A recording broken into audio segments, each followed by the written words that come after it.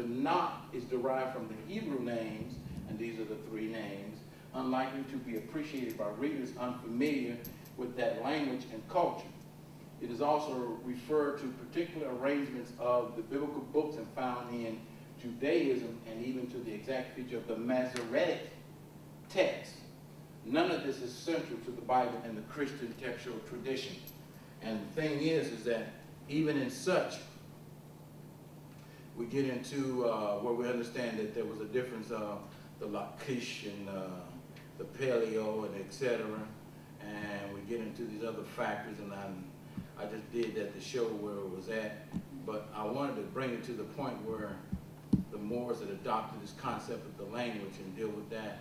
And they had taken on this term. So when they did this, they began to really deal with another structure. Now, here is where they had a guy.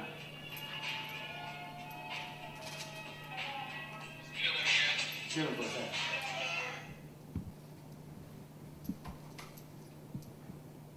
Historically, when the Greeks first, going to get back up to here, this might explain why the Latin murals translated literally into Moors, which no further definition. Furthermore, the word Negro is Spanish for black. We know that. You go buy some black beans, they'll say Negro beans or bean or whatever they call it. You know, black Negro.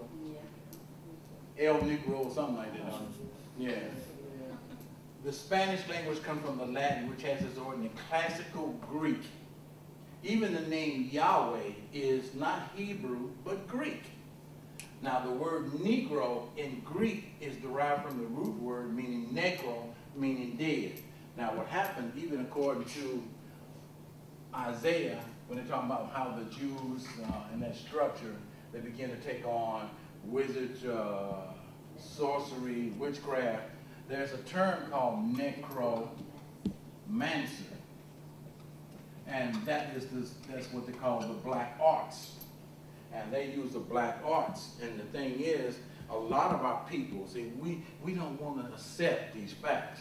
You got the Haitians, you got the Jamaicans, you got the New Orleans, you got other people who are dealing into Santeria and all these other factors who deal with the black arts, the voodoo, etc.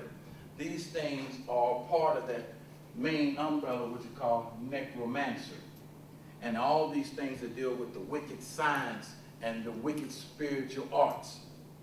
Yes, they were black people. Yes. So, now, and there was a sector of Moors who also did that, because Moors basically means black. Historically, when the Greeks first traveled to Africa 2,500 years as students, they appropriated the name Ethiopian, meaning burnt faces. So Ethiopians in the name itself is also a Greek terminology. It's not something sacred that Ayah or the creator or the translator properly translated. It just means these white guys came and saw a bunch of burnt faces, and they're like, okay, Ethiopians. To describe the inhabitants on the south side of the Mediterranean Ocean and the eastern borders of the country. The Greeks were in Spain about 500 BC, 300 years before the Romans. This is during the time of Zephaniah, Zechariah, Haggai, Jeremiah. That's why Jeremiah said, hey, don't confuse me with none of these invaders. My skin is black upon me, but also beside the skin being black, his spirit was black of the black auritic field, spirit, and stones.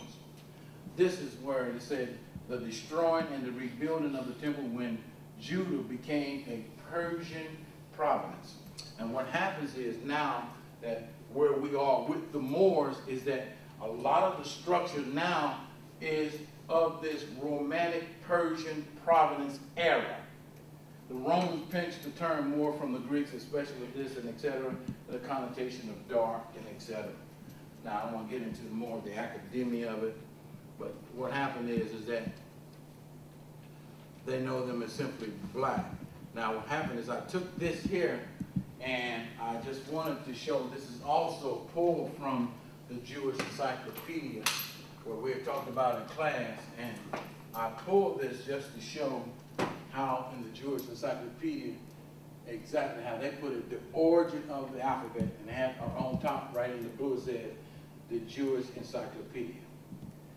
Now, the characters of the Hebrew alphabet are derived from the so-called Phoenician or Old Semitic language, or letters, to which all systems of letters are now in use, even the Romans.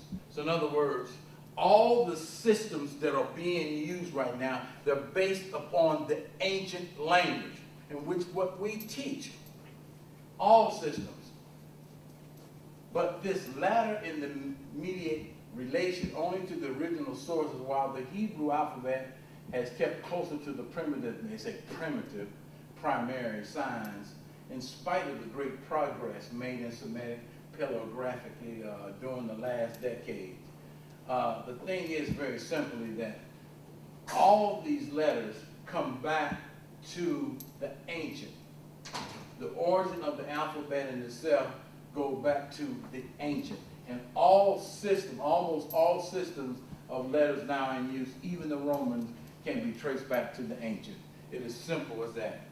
So when you're looking for the identity of the so-called Moors and etc., you are looking for something that is going to a point where it is based upon the ancient.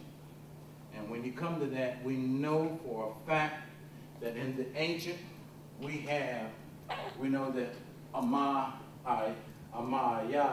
is Ham, so-called that Amaya, but Ayatha, we know that this H is of the Arabic thing and connected to the rabbinic order and etc. So we don't even have that. So we know that and my name is in the volume of the book or things. So Ayah has to have his name in all that, and you can see this. So the thing is that they have been dealing with it separately. Now we know that in Shiloh and in Zappana and in Isaiah, we know that there is a male and female order.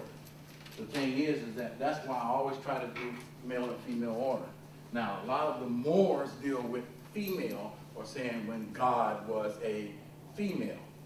But then we're dealing with the eternal female, which we call the bitch.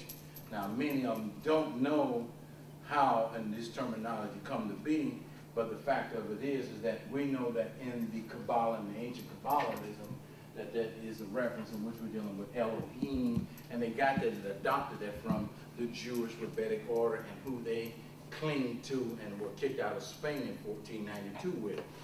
The thing is, they were getting into witchcraft, sorcery, and all the dark arts, and were not attaching to the ancient even stronger. They accepted the name of Moors, but we know that Moors is not their name. Now they're dealing, because they are the seven principal people. They tend to understand that, the Moors themselves, but they don't understand the ancient and how sacred they are in being who and what they are. Meaning basically they're part of the seven principal people and black people. And respecting their sovereignty, they're coming into being, but they're not connecting it spiritually. They do know the laws and the legalities and etc. of certain different regions and sectors, but they're not connecting spiritually. And this is there. And the thing is that I know that we get into many different factors, but the combination where they were connected to the ancient and then where they are now will make them a great and awesome people. But they'll change their name from being Moors to an ancient name. Yes? Can you explain for people why you put the I in front of the YA so they won't be thinking it's okay? Like that's what we embrace with that vowel, with the I. Oh, that's how they spell it now. That term is exactly the term in which they use for right now. Today, they will tell you that in the province that this name that they have that's their name. See, that's the Arabic term, and that's how they deal with this, Hassanaya. That's the Arabic. And then you got other names that deal with it as Hassanaya, Hassania, Hassanai, and Hassanaya. These are the Arabic varieties originally spoken by Ben Hassan, Benue tribes, and etc., but mostly on the Mauritania. But see, the Mauritania now that deals with this factor, they're not the same as the one of the ancient. And they tell you this in the encyclopedia, they tell you in the Jewish encyclopedia, the other books and the definition, that they're not the same people who are the ancient ones who were the Maori tribes, later on the Mar and they changed it from the MAR to the MU because they took the A out